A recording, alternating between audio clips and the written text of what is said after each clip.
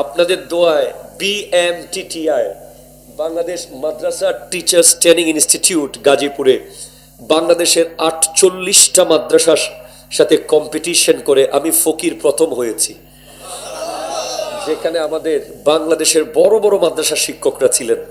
এটা আমার যোগ্যতার কারণে হয়নি, জামে আহমদিয়া সুন্নি আলিয়ার গোলামি খিদমত করি, সে কারণে আল্লাহ দয়া করেছেন। আমিন, মারহাবা বলেন। সেখানে আমি শিখেছি টিচিং মেথড। যে দেখুন, আমিও সূরা আহজাব থেকে যে আয়াতে কারিমা তিলাওয়াত করেছি, ভাই সময় কি দেরি হয়ে যাচ্ছে বেশি? আপনি আমার দিকে একটু মুস্কি মুস্কি হাসিয়েন, এমনিতে টেনশনে আছি ভাই, আসার আগে যে যে হুমকি দিয়েছেন আপনি। মারহাবা। জি দেখেন, একজন ক্রিয়েটর, একজন ইনভেন্টর, একজন প্রস্তুতকারক, যিনি বানায়, উনি প্রথমে একটা স্যাম্পল বানায়, ঠিক কিনা? জোরে বলেন না, ঠিক কিনা? উনি একটা প্রোডাক্ট মার্কেটে লঞ্চ করার আগে কয়েকটা স্যাম্পল বানিয়ে মানুষের পরামর্শ চায় যে আমি এই ব্র্যান্ডের একটা মোবাইল বানাচ্ছি, কয়েকটা দিলাম, তোমরা ব্যবহার করো, কেমন হয়। গাড়ি বানায়, কলম বানায়, যা কিছু আজকে আমাদের সামনে আমরা দেখছি, এই টোটাল যেগুলো আমাদের সামনে এখন বিজ্ঞানের আবিষ্কার, লাইট, ক্যামেরা, মোবাইল, তারপরে আপনার সাউন্ড সিস্টেম, মাইক্রোফোন, সবগুলো প্রথমে স্যাম্পল বানানো হয়েছে। এরপরে পজিটিভ নেগেটিভ একটা যখন দুই পক্ষ থেকে এসেছে, দেখে পজিটিভের হার বেশি, তখন করেছে সেটাকে মার্কেটে লঞ্চ করেছে। আজ যুগ যুগ ধরে সেগুলো চলমান আছে। কিন্তু এখানে পজিটিভ আর নেগেটিভ বলার সুযোগ ছিল, ঠিক কিনা বলেন? আপনি যতই ভালো করে বানান, আপনি যতই স্মার্টলি বানান, কেউ একজন এমন এসে যাবে, সে বলবেন না রে ভাই, এই গাড়িটা একটু মোটা হয়ে গেছে, বাঁশখালীর রোড দিয়ে ঢুকবে না, কথা কন না, ঠিক কিনা? হাটাজারি ভাতগড়ের পাশ দিয়ে ঢুকবে না। যদিও টয়োটা বানিয়েছে ল্যান্ড ক্রুজার প্রাডো, এটা সাইজের কারণে ঢুকবে না, একটু চিকন হইলে ভালো হইতো। আবার আরেক দল বলছে না, এটা হাইওয়ে রোডের জন্য খুব ভালো। এরপরে একজন বলছে বাইক বানিয়েছে খুব সুন্দর করে R15। একজন এসে বলছে না রে, বসার সময় পিছনটা কেমন জানি হয়ে যায়, সামনেরটা কেমন জানি হয়ে যায়। আগের যে ইয়ামাহা লম্বা লম্বা ছিল, এগুলো ভালো ছিল। এই পৃথিবীকে যত কিছু আপনি বানিয়ে দেখান, যত মনের মাধুরী মিশিয়ে বানান, দেখবেন আপডেট আসবেই। আইফোন 1, 2, 3, 4, 5, 6, 7, 8, 9, 10, 11, 13, 14 Pro Max, একের পর এক নতুন নতুন এসেছে। পরেরটা পুরাতন হয়ে গেছে, মানুষ সেটাকে ফেলে দিয়েছে, কারণ নতুনটাতে আরো আপডেট কিছু এসেছে। বাট এটা দুনিয়ার মানুষ বানিয়েছে বলে প্রতিদিন আপডেট হয়, পুরাতনটা পুরাতন হয়ে যায়, এটা আর কেউ রিসিভ করে না। কিন্তু এই পৃথিবীর সৃষ্টিকর্তা যিনি রব্বুল আলামিন, উনি একটা স্যাম্পল বানিয়েছেন, একটা আইডল বানিয়েছেন, একটা নমুনা বানিয়েছেন, যেটা এই পৃথিবীর কোন বিজ্ঞানী, কোন দার্শনিক, কোন সায়েন্টিস্ট, কোন ডাক্তার, কোন ইঞ্জিনিয়ার, কোন ফিলোসফার, কোন রাষ্ট্রবিজ্ঞানী, কোন অর্থনীতিবিদ গোটা জিন্দেগি রিসার্চ করে দেখেছেন, ওনার জন্মের পর থেকে দুনিয়া থেকে পর্দা করা পর্যন্ত 63 বছরের হায়াতে এক বিন্দু আপডেট করার সুযোগ হয়নি, এক সেকেন্ড কেটে ফেলার সুযোগ হয়নি। ওনার 63 বছরকে যত গবেষণা করেছে, দেখে পৃথিবীর বিজ্ঞান যেখানে দাঁড়ায়, ওনার বিজ্ঞান সেখান থেকে শুরু হয়ে যায়।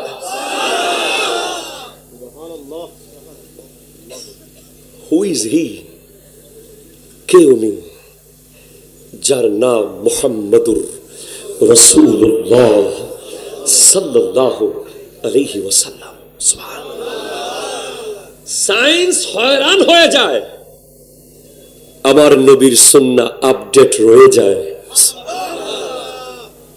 সায়েন্স আবিষ্কারকে পাল্টায়, নিউ আর ওল্ড এর ব্যাপার থাকে। Canon 60D old, 90D latest. এনারা ক্যামেরাম্যানরা বোঝে। এরপরে আরো আছে, কি আছে আরো ভালো? দীপ্তি, ক্যামেরার মধ্যে বর্তমানে খুব হাই কোয়ালিটি কোনটা? ক্যাননে, সনি। সনি আরো আপডেট।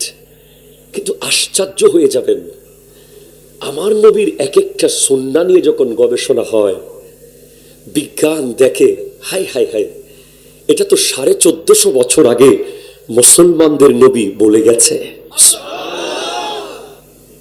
সেজন্য আল্লাহ বলছেন, লাকাদ কানা লাকুম ফি রাসূলিল্লাহি উসওয়াতুন হাসানাহ। তোমাদের জন্য তোমাদের নবীর কাছে রয়েছে উত্তম নমুনা, উমদা নমুনা। হাসানা শব্দকে আল্লাহ ফিক্স করে দিয়েছেন, মুকাইয়াদ করে দিয়েছেন। পৃথিবীর অন্য কারো বিষয় হলে সেখানে ভালো থাকতে পারত, খারাপও থাকতে পারত। কথা বলেন না ঠিক কিনা? খারাপের একটা চিন্তা আসতে পারত, কিন্তু আমার নবী এমন এক জাত, যার জীবনের 63 বছর আপনি রিসার্চ করে দেখবেন শুধু ভালো পাবেন। কাফেররাও ওনাকে আল আমিন বলেছে, ঠিক কিনা বলেন? ওনার লাইফের একটা সেকেন্ড, একটা ন্যানো সেকেন্ড আপনি বলতে পারবেন না এখানে একটু ভুল হয়েছে, এখানে একটু সোজা হতো। যদি উনি 1 সেকেন্ডের জন্য কোনো জায়গায় ফল করতেন, স্লিপ করতেন, আপনি এ বিশ্বে কত হাজার বই দেখতেন যে আমার নবীর বিরুদ্ধে লেখার মানুষ আছে না নাই, আছে না নাই? কিন্তু তারা অবাক হয়ে গেছে। ইভেন জেবি শ, জর্জ বার্নার্ড শ, যিনি একজন দার্শনিক, যিনি 1925 সালে সাহিত্যে নোবেল পেয়েছেন, উনি বলেছেন যে গোটা পৃথিবীর খ্রিস্টান যারা অনুসারী, তারা জর্জ বার্নার্ড শর নাম শুনলে রেসপেক্ট করতে বাধ্য হয়, তারা সম্মান করতে বাধ্য হয়। তিনি এত বড় মাপের একজন দার্শনিক। উনি বলছেন, if a man like Muhammad had to assume the dictatorship of whole modern world, he could succeed in solving its problem in a way that would bring much peace and happiness. Muhammad সাল্লাল্লাহু আলাইহি ওয়াসাল্লামের মতো একজন ব্যক্তি যদি গোটা পৃথিবীর দায়িত্ব নিয়ে নিত, ডিক্টেটরশিপ নিয়ে নিত, এক নায়কতন্ত্র নিয়ে নিত, তাহলে অবশ্যই এই পৃথিবীর কোন ধর্ম, কোন বর্ণ, কোন জাতির মানুষ 1 সেকেন্ডের জন্য কষ্টে থাকতো না। সবার শান্তি উনি নিশ্চিত করে ছাড়তেন। কথা বলেন ঠিক কিনা? আমি রিসেন্টলি পড়িয়েছি ক্লাসে the economical reformation of prophet সাল্লাল্লাহু আলাইহি ওয়াসাল্লাম, নবীজির অর্থনৈতিক সংস্কার। আপনাদের কষ্ট হচ্ছে ভাই? অর্থনৈতিক সংস্কার। এই গত সপ্তাহে আমার একটা প্রোগ্রাম ছিল চট্টগ্রামের যে কোনো একটা জায়গায়, যেখানে প্রোগ্রামের স্টেজের চারপাশে সব হিন্দু ভাইয়েরা ছিল, অসংখ্য হিন্দু ধর্মাবলম্বীরা ছিল সেই এলাকার মাঝখানে মাহফিল। আমার মাইকের প্রত্যেকটা সাউন্ড হিন্দু ভাইরা শুনছে। তো আমি তাদেরকে মেসেজ দিয়েছি যে আজকের দিনে আধুনিক বিজ্ঞান, আধুনিক মানুষরা ইসলামকে কেমন জানি খ্যাত বলতে চায়, ঠিক কিনা বলেন না? যারা ইসলামের অনুসারী, যারা দাড়ি লম্বা রাখে, যারা সুন্দর লম্বা পাঞ্জাবি পরে, যারা টুপি মাথায় দেয়, যারা কথায় কথায় সালাম দেয়, ঠিক কিনা বলেন? বিজ্ঞান বলছে সালাম তো স্মার্ট না, আধুনিক যুগ বলছে সালাম স্মার্ট নয়। আধুনিক যুগ সালামের বিনিময়ে দিয়েছে হায়।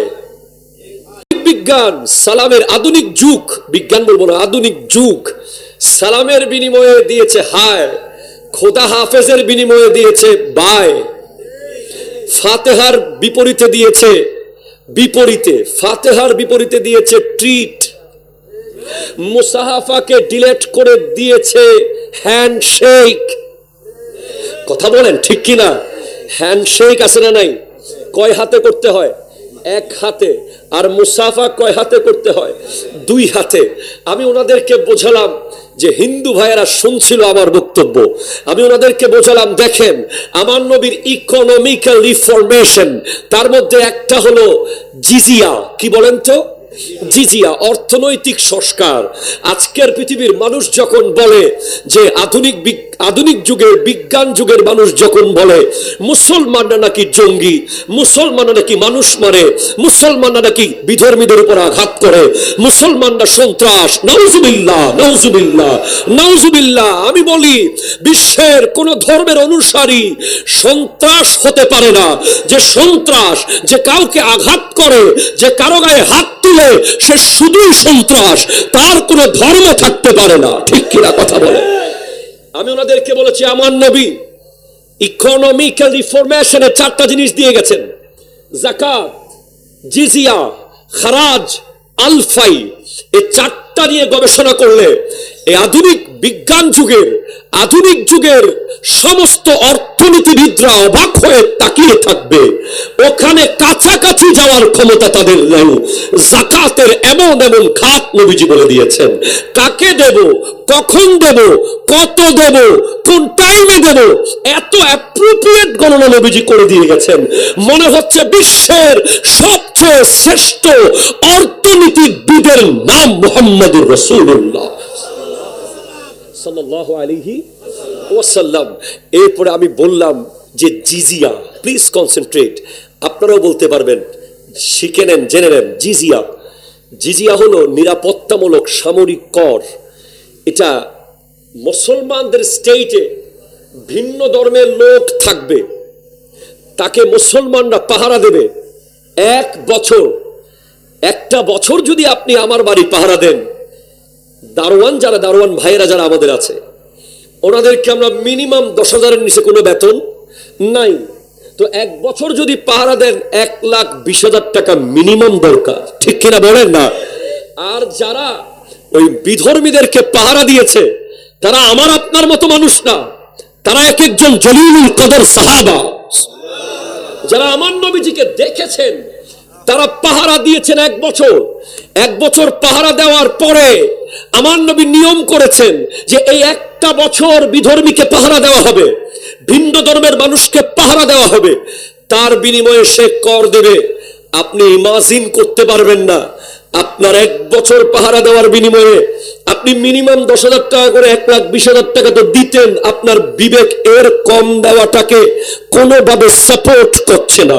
আপনার কমন সেন্স বলছে মিনিমাম 10,000 টাকা হওয়া উচিত। অথচ লাকাদ কানা লাকুম ফি রাসূলিল্লাহি উসওয়াতুন হাসানা, যিনি, যার কথা আল্লাহ বলেছেন, যার শানে বলেছেন ওয়া ইন্নাকা লা আলা খুলুকিন আযীম, আপনি তো সর্বোচ্চ চরিত্রের আসনে অধিষ্ঠিত। উনি ওই বিধর্মীদেরকে সিস্টেম করে দিয়েছেন। যারা সামর্থ্যবান, যারা সামর্থ্যহীন, 2 ভাগে ভাগ করেছেন। যারা সামর্থ্যবান তারা 1 বছর পাহারা দেওয়ার বিনিময়ে দেবে শুধু 1 দিরহাম। আরে ভাই সুবহানাল্লাহ, জোরে বললেন না যে? 1 বছর পাহারা দেওয়ার বিনিময়ে কয় দিরহাম? 1 দিরহাম। আর যদি কোনোভাবে ওই ব্যক্তি বলে যে আমি 1 মিনিট অনিরাপদ ছিলাম 1 বছরের ভিতরে, আমার নবী ওই 1 দিরহাম ফেরত দিয়ে দিতেন। আপনি কল্পনা করেন কোন ইসলামের অনুসারী আমরা। ভাইজান, আমার নবীর এক একটা সুন্নাহ, এক একটা সুন্নাহ। এই যে আজকে মেসওয়াক আছে না, এটা কার সুন্নাহ? নবীজির সুন্নাহ। এই মেসওয়াক নিয়ে আধুনিক বিজ্ঞান গবেষণা করছে, অনেক লম্বা লম্বা কথা আছে, অনেক হাদিস আছে। আমার কাছে 2 খণ্ডের বই আছে, সুন্নাতে মুস্তাফা और जदीद সায়েন্স। আমার খুব প্রিয় একটা বই, আজকেও আমি হাতে নিয়েছিলাম বাট খোলার সময় হয়নি। ওখানে আছে যে মেসওয়াক যারা ধরে রাখতে পারবে, বিজ্ঞান গবেষণা করেছে মেসওয়াক যে গাছ দিয়ে আমরা করি, নিম গাছ, তুত গাছ, এই গাছের যে রস, এটাকে সায়েন্স গবেষণা করে দেখেছে এটা এমন এক মেডিসিন যেটা মাথার ভিতরে থাকা পুরাতন কফ বের করে দেয়। সুবহানাল্লাহ, আসতে বললেন আপনি। আমার বিষয়টা খুব জজবা নিয়ে বলতে পারবো না। আমার বন্ধু হাসান আল আজহারি সে তো খুব জজবা নিয়ে কথা বলেছে। আমার টপিক অনুযায়ী আমাকে ঠান্ডা কথা বলতে হবে। আপনারা কি বিরক্ত হচ্ছেন? এমনি শেরে বাংলা রহমতুল্লাহ আশেপাশে একটু জজবার দরকার ছিল। যদি আমাকে বিষয় ওভাবে দিত তাহলে আমি বলতাম। তো আপনি যদি অনেক পুরাতন কফ, যাদের সাইনোসাইটিসের সমস্যা আছে, প্রায় সময় মাথা ব্যথা করে, দেখবেন হঠাৎ করে কফ এসেছে, কালো কালো বের হয়েছে, ওই পুরাতন কফ যদি আপনি বের করতে চান, আপনি আজকেই মেসওয়াক ধরেন। আপনি আমাকে বলবেন হুজুর I am so smart guy, আমি ব্রাশ ইউজ করি প্রতিদিন 3 বার। হ্যাঁ, আপনি জানেন না, আমি এখন এই বক্তব্য দিলে হয়তো অনেক দোকানদাররা আমার বিরুদ্ধে কষ্ট পেতে পারে যে টুথব্রাশ আমরা ব্যবহার করি, আছে না? বিভিন্ন টুথব্রাশ, অনেক দামি দামি টুথব্রাশ আছে, 30 টাকাও পাবেন, 300 টাকাও পাবেন। এই ব্রাশ প্লাস্টিকের তৈরি। কিসের তৈরি বলেন তো? আপনি যখন দাঁতের মধ্যে এই ব্রাশকে নিয়ে এভাবে করেন, এই একটা গবেষণা বলছে এই ব্রাশ অনেক বেশি ইউজ করার কারণে আপনার শরীরে ক্যান্সারের জীবাণু তৈরি হওয়ার সম্ভাবনা 99%। কারণ ওই প্লাস্টিক থেকে একটা পদার্থ, সেটা তরল পদার্থ ঘষার মাধ্যমে আপনার দাঁতের সাথে যায়, যেটা আপনার পেটের মধ্যে চলে যায়, ওটা ক্যান্সারের জীবাণুকে কন্টেইন করে। সেজন্য আপনি নিশ্চিত থাকুন, যেদিন থেকে টুথপেস্ট আর ব্রাশ সৃষ্টি হয়েছে, তথা যেদিন থেকে মেসওয়াক বন্ধ হয়েছে, সেদিন থেকে ডেন্টাল হাসপাতাল বেড়ে গেছে। ঠিক কিনা কথা বলে? ডেন্টিস্টদের দায়িত্ব বেড়ে গেছে, বড় বড় ডেন্টাল হাসপাতাল তৈরি হয়েছে। তো আমার নবীর একটা সুন্নাহ মেসওয়াক। আমার নবী বলেছেন মান তামাসসাকা বিসুন্নতি ইনদা ফাসাদি উম্মতি, যে ব্যক্তি এই ফিতনার যুগে আমার একটা সুন্নাহকে ধরে রাখতে পারবে, সে 100 জন শহীদের সওয়াব পাবে। এখন আপনার জন্য খুব কঠিন মেসওয়াক ধরে রাখা, কারণ আধুনিকতা আপনাকে করতে দিচ্ছে না সেটা। আপনি যেই মানুষদের সাথে চলছেন, তাদের কারো কাছে আমেরিকান কালচার, তাদের কারো কাছে ইউরোপিয়ান কালচার, তাদের কারো কাছে জাপানিয়ান কালচার, কারো কাছে জার্মানিয়ান কালচার। তারা আপনাকে আনস্মার্ট বলছে যখন আপনি একটা গাছ নিয়ে এমন এমন করছেন, কিন্তু এটা হলো আপনার জন্য পরীক্ষা।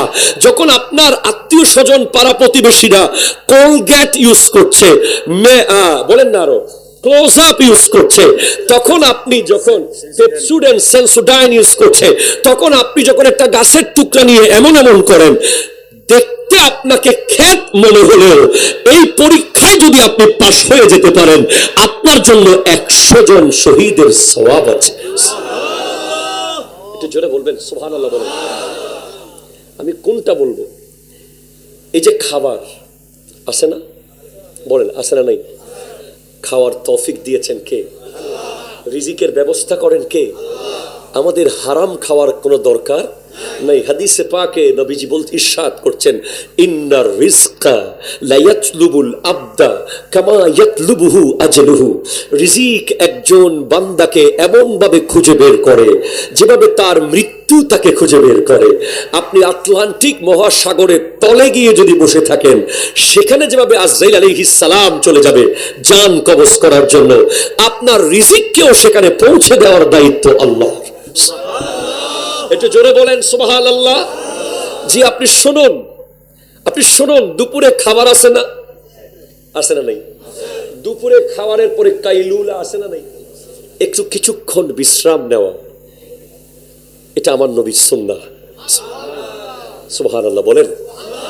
এটা আমার নবীজির সুন্নাহ। কেন কেন বিশ্রাম নেওয়া? আপনি আধুনিক যুগের মানুষ, আপনি বলছেন আমার এক একটা মিনিট ভেরি সিগনিফিক্যান্ট, ইম্পর্টেন্ট। আমি দুপুরে বিশ্রাম করব না, আমি ওই সময় জিকে পড়ব, আমি ওই সময় ইংরেজি গ্রামার পড়ব, আমি ওই সময় অফিসের কিছু হিসাব গোছাবো। No, this is totally illogical according to science. আপনি দুপুরবেলা যদি একটু বিশ্রাম না করেন, বিজ্ঞান সেই সুন্নাতকে নিয়ে গবেষণা করেছে 1450 বছর আগে আমার নবী বলেছেন।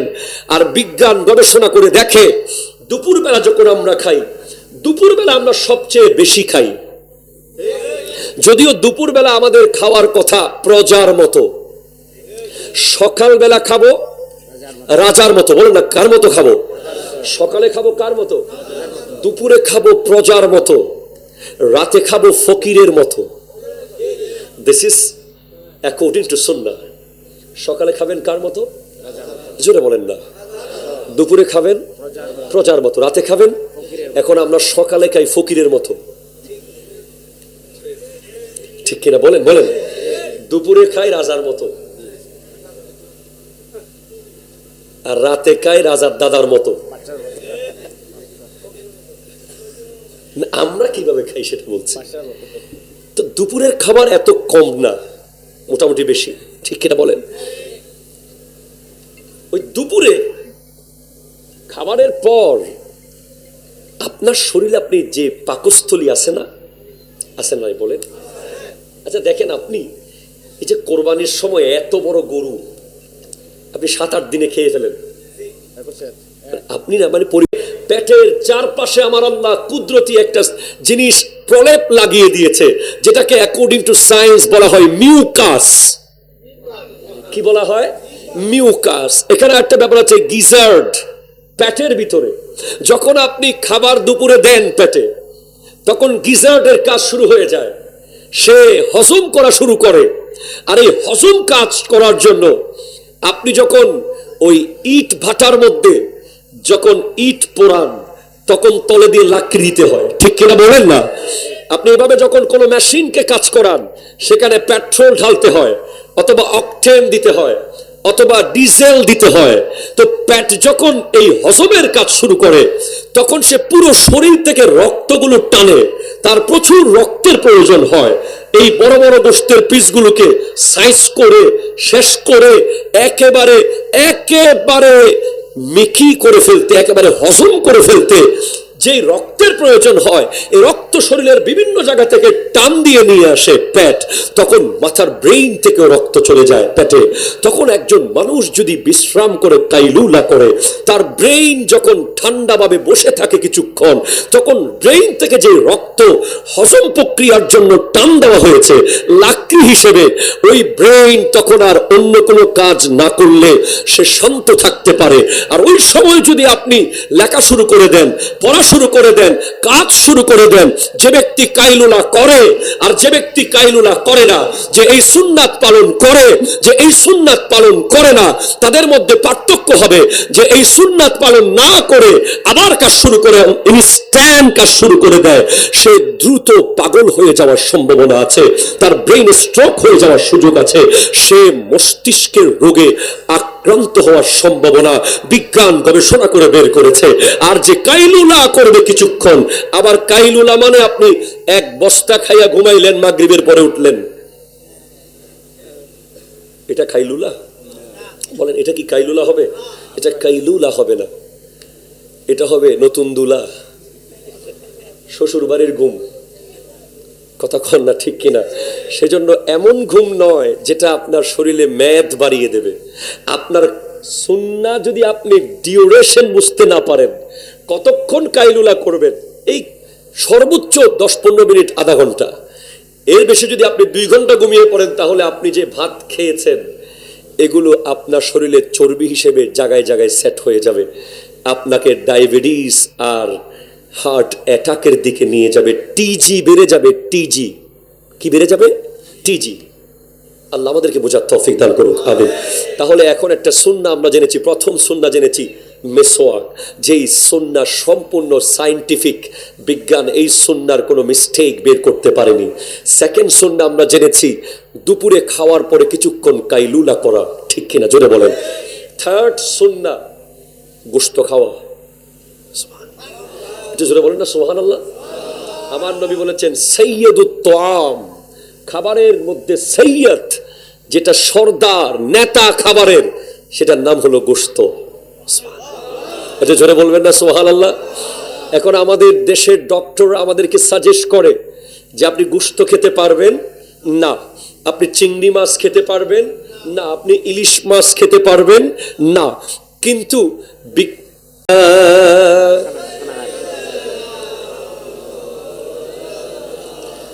وعلى لي سيدنا,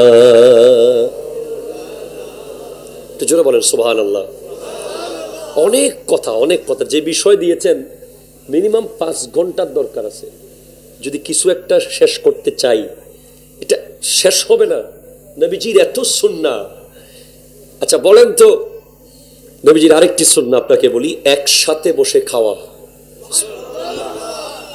এটা নিয়ে আমি অনেক কথা আগেও বলেছি। আমার নবীর কাছে এক সাহাবা এসে বলে, ইয়া রাসূলুল্লাহ, আমার পেট ভরে না, এত খাবার খাই, পেট মনে হয় খাই নাই। নবীজি বলছেন, মনে হয় তুমি খাবারের মধ্যে পৃথক করো, আলাদা আলাদা করে খাও, আজকে থেকে তোমরা একসাথে খাইও। কিভাবে খাইও? একসাথে। তো একসাথে খাওয়া সায়েন্টিফিক ফলাফল কি? সায়েন্টিফিক ফলাফল কি? আপনি পরিবারে বাবা মা ভাই বোন যারা আছেন সবাই মিলে একসাথে বসে ডাইনিং টেবিলে না, ডাইনিং টেবিল সুন্নাহ নয়, সুন্নাহ হচ্ছে মাটিতে বসে খাওয়া। 3 ভাবে বসা যায়। একটা হলো 2 হাঁটু তুলে, একটা 1 হাঁটু ফেলে, একটা 2 হাঁটু ফেলে মাটিতে। এটাও সায়েন্টিফিক, এটাও নবীজির সুন্নাহ। এভাবে বসলে কি হয়, ডাইনিং টেবিলে যখন বসবেন আপনার এখানে কোনো লেয়ার থাকবে না, আপনার প্রয়োজনীয় অপ্রয়োজনীয় সব খাবার চলে যাবে। আর যখন আপনি সুন্নাহ মতে বসবেন, পেটের মধ্যে একটা লেয়ার তৈরি হয়ে যায়, একটা দেয়াল তৈরি হয়, যেটা আমার নবীর সুন্নাহর এফেক্ট এমন ভাবে আপনার পেটে আসে যে আপনার প্রয়োজনীয় খাবারগুলোই শুধু যাবে, বাকিগুলো অন্য জায়গায় চলে যাবে, যেখানে গেলে আপনার কোনো ক্ষতি হবে না। এটা জোরে বলেন না সুবহানাল্লাহ। এইভাবে একসাথে যখন খেতে বসবেন, এটা নিয়ে অনেক গবেষণা। একসাথে খেতে বসলে 3টা উপকার সায়েন্টিফিক। একটা হলো মেন্টালি আপনি ডিস্ট্রেস থেকে মুক্ত থাকবেন, আপনার মানসিক যে অশান্তি দূর হয়ে যাবে। আপনি খেয়াল করবেন 3-4 জন মানুষ যখন একসাথে খেতে বসে, ওখানে একজন আরেকজনকে নিয়ে দেওয়া, একজন আরেকজন থেকে নেওয়া, ওখানে 2-4টা কথা বলা, এর মাধ্যমে অনেক টেনশন দূর হয়ে যায়। বাবা সন্তান মারা যখন একসাথে বসে খাবার টেবিলে যে বন্ডিং তৈরি হয়, যে আন্ডারস্ট্যান্ডিং তৈরি হয়, এটা অন্য কোথাও আপনি পাবেন না। কারণ খাবার হলো এমন এক জায়গা যেখানে একজন আরেকজনকে দিতে হয়, একজন আরেকজনকে তুলে দিতে হয়, একজন আরেকজন থেকে নিতে হয়।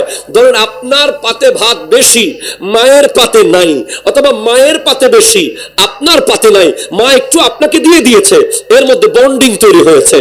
ধরেন গোশতের একটা টুকরা আপনি নিয়েছেন, বাবার জন্য আরেকটা টুকরা নাই, আপনারটা বাবাকে দিয়ে দিলেন অর্ধেক করে, বন্ডিং তৈরি হয়েছে। আর এই দেওয়া নেওয়ার মাঝখানে হাত যেভাবে খাবারের সাথে লাগে, ওই খাবারের সাথে হাত লাগতে লাগতে হাতের চামড়া থেকে একটা প্লাজমা বের হয়, যেই প্লাজমাটা আমারটা আমার জন্য বিষ হলেও আমারটা আরেকজনের জন্য শেফা। অ্যাকর্ডিং টু সায়েন্স, মারহাবা জোরে বলেন। সেজন্য একসাথে খাবেন, একজন আরেকজনকে নিয়ে দিবেন। হাজা সুন্নাহ, এটা সুন্নাহ। এরপরে মসজিদের ডান পায়ে প্রবেশ করা, কথা বলেন ঠিক কিনা? বাম পায়ে বের হওয়া, এটা কি? আরো জোরে বলেন। আমাদের কারো খেয়াল থাকে? 95% যুবক ভাইদের এই ব্যাপারে খেয়ালই থাকে না। কারণ একামতের কদ কামতিস সালাত বললে তখন দৌড়ে ঢুকে, অনেকে 2 পা দিয়ে ঢুকে যায়।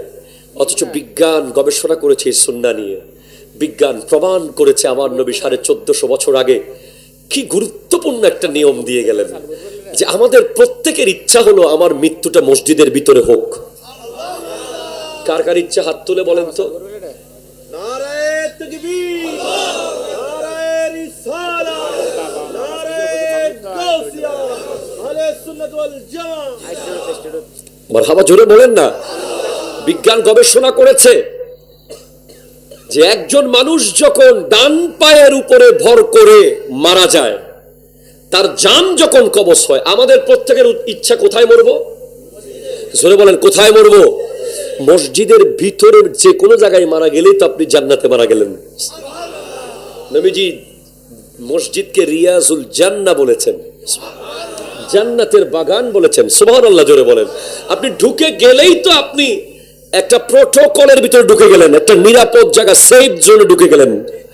আর যদি বাইরে মারা যান, মসজিদের বাইরের জায়গাটা মসজিদ নয়, ভিতরের জায়গাটা মসজিদ, ঠিক কিনা বলেন না? তো আপনি যখন ডান পা দিয়ে ঢুকবেন, যখন পা ভিতরে দিলেন, ডান পায়ের উপরে যখন ভর করলেন, তখন যদি আপনার রু কবজ হয়, সায়েন্স বলছে আপনার বডি পড়বে সামনের দিকে, তার মানে মসজিদের ভিতরে। এরপর আপনি যখন মসজিদ থেকে বের হবেন বাম পা দিয়ে, আজকে থেকে এটা একদম হারে হারে খেয়াল রাখবেন, বাম পা দিয়ে যখন বের হলেন আপনার পা বাম পাটা দিলেন কোথায়? বাইরে, মসজিদের বাইরে। এখন যদি আপনার বডি অর্ধেক ভিতরে অর্ধেক বাইরে, আপনি এক্সপেক্ট করছেন আপনার মৃত্যুটা মসজিদের ভিতরে হোক। এখন বাম পায়ের উপরে ভর করা অবস্থায় যদি আপনার জানটা কবজ হয়ে যায়, তাহলে আপনার বডি পড়বে পেছনের দিকে, তাও মসজিদের ভিতরে। আমরা কেউ চাই না বাথরুমে আমাদের মৃত্যু হোক, সেজন্য আমার নবী 1450 বছর আগে সিস্টেম দিয়ে গেছেন, আপনি বাথরুমে ঢুকবেন বাম পা দিয়ে। কি দিয়ে? বাম পা। বের হবেন কি দিয়ে? ডান পা দিয়ে। কেন বাম পা দিয়ে ঢুকবেন? যখন আপনি বাম পায়ের উপর ভর করে বাথরুমে ঢুকলেন, মারা গেলেন, লাশটা পড়বে দরজার বাইরে, বাথরুমের বাইরে। আর আপনি যখন ডান পা দিয়ে বাথরুম থেকে বের হলেন, ওয়াশরুম থেকে, আপনি যদি মারা যান, লাশ পড়বে সামনের দিকে, তাও দরজার বাইরে। হাযা সুন্নাহ। সুবহানাল্লাহ। আরো জোরে বলেন না সুবহানাল্লাহ। আল্লাহুম্মা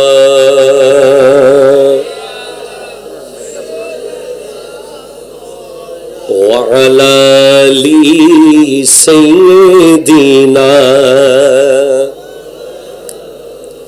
জোরে বলেন মারহাবা, জোরে বলেন।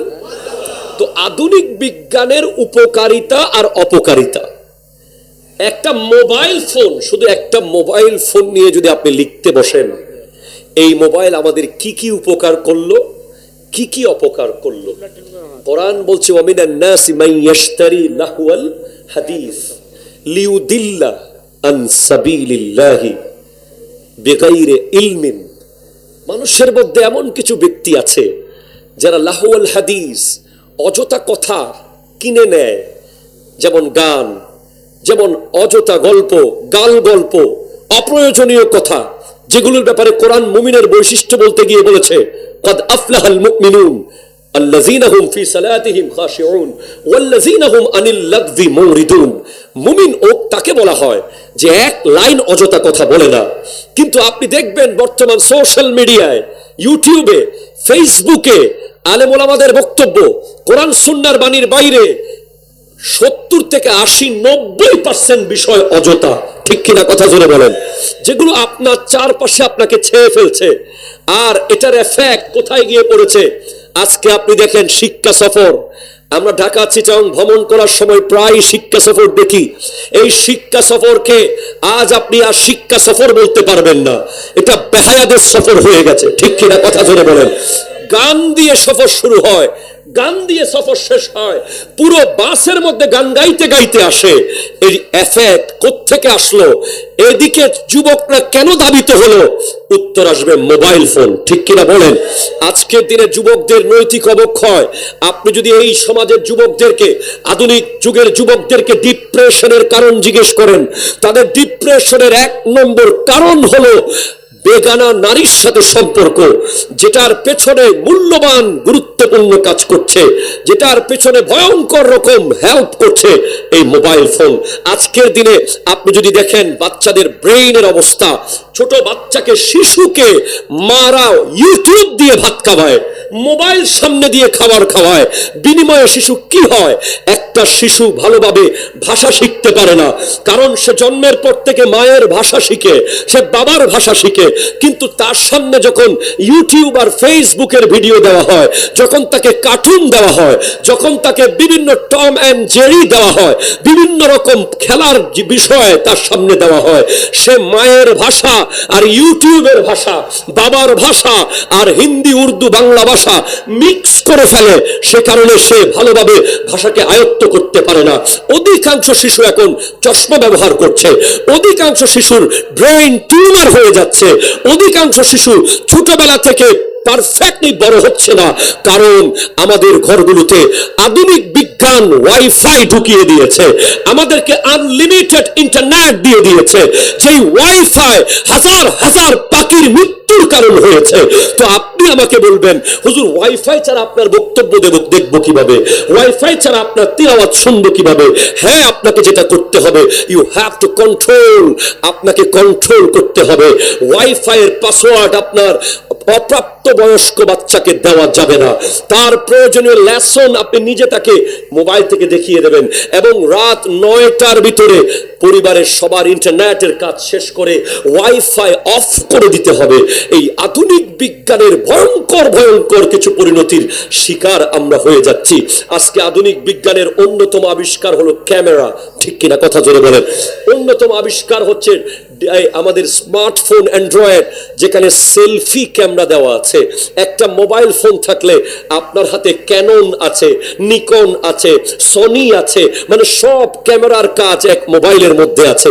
এখন হয়ে গেল কি, আপনি রেল লাইনে দাঁড়িয়ে দাঁড়িয়ে সেলফি তুলে তুলে ব্লগ বানাচ্ছেন, আর হঠাৎ ট্রেন এসে আপনার জীবন শেষ করে দিল। আপনি ট্রেনের তলে চাপা পড়ে মরে গেলেন। আধুনিক বিজ্ঞান আপনার লাভ করলো না ক্ষতি করলো? বিজ্ঞান আপনার ক্ষতি করেনি, আপনি বিজ্ঞানের মিসইউজ করেছেন, ঠিক কিনা কথা বলেন? এভাবে আমরা দেখি, ইভেন আমরা এমন আসক্ত হয়ে গেছি এই মোবাইলের প্রতি। এই মোবাইল আসার পরে পত্রিকা বন্ধ, ঘড়ি বন্ধ, রেডিও বন্ধ, টর্চ লাইট বন্ধ, ল্যাম্প বন্ধ, মোমবাতি বন্ধ, ঠিক কিনা বলেন না? একটার ভিতরে সব এসে গেছে।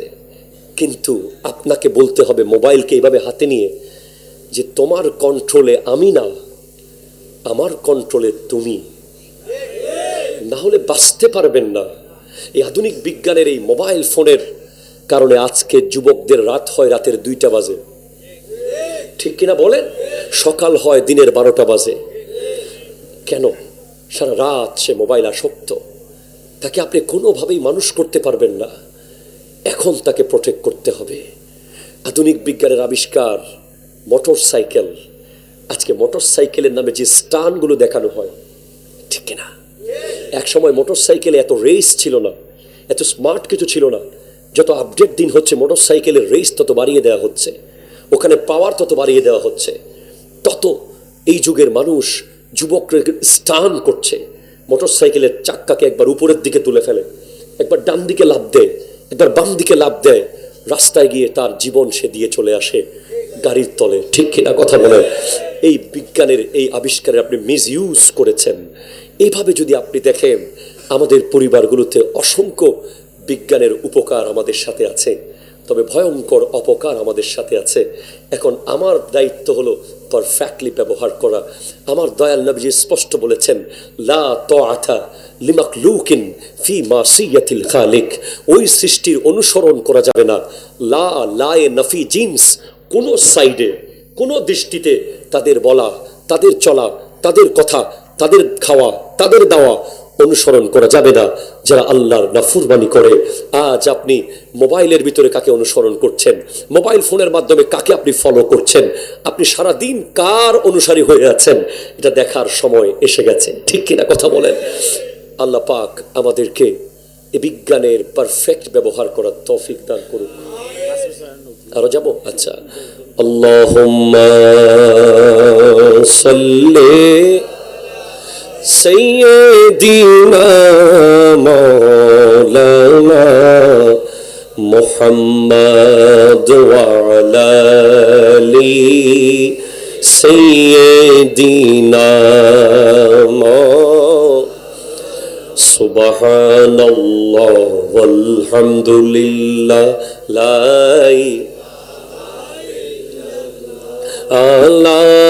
ইলাহা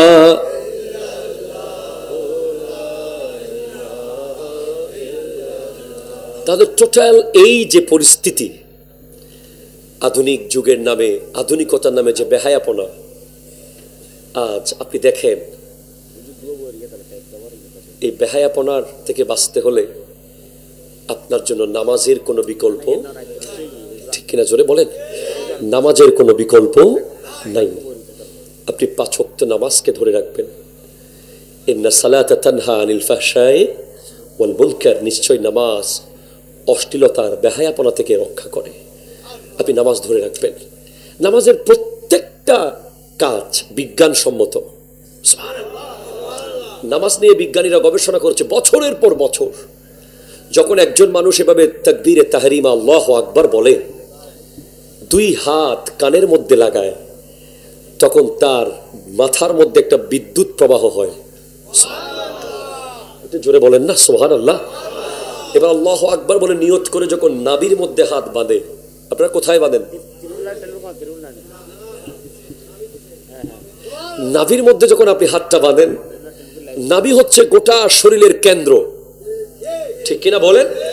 এই হাত বাঁধার সাথে সাথে সায়েন্টিফিক্যালি শরীরের এক অঙ্গের সাথে আরেক অঙ্গের টাচ লাগার মাধ্যমে একটা বিদ্যুৎ প্রবাহ, যেটার মাধ্যমে আপনার শরীরে অসংখ্য মরে যাওয়া সেল, মরে যাওয়া কোষগুলো জেগে যায়। সুবহানাল্লাহ, আপনি জোরে বলবেন না? এবং এটা জেগে যাওয়ার কারণে আপনার শরীরের অনেক জায়গায় আপনি বিকলাঙ্গ হয়ে যাচ্ছিলেন, সেলগুলো দুর্বল হয়ে যাচ্ছিল নামাজ না পড়তে না পড়তে। এই নামাজের রুকু, সিজদা, কিয়াম, কউদ প্রত্যেকটার ভিতরে বিজ্ঞান গবেষণা করেছে। একজন মানুষ যদি পারফেক্টলি নামাজ পড়ে, 5 ওয়াক্ত জাস্ট টাইম, নো কমপ্লেইন, বিজ্ঞান বলছে তার কোনো রোগ হবে না। এটা জোরে বলেন সুবহানাল্লাহ। এবং যে ব্যক্তি তাহাজ্জুদের নামাজ পড়বে, আমেরিকার একদল গবেষক তাহাজ্জুদ নিয়ে গবেষণা করেছে।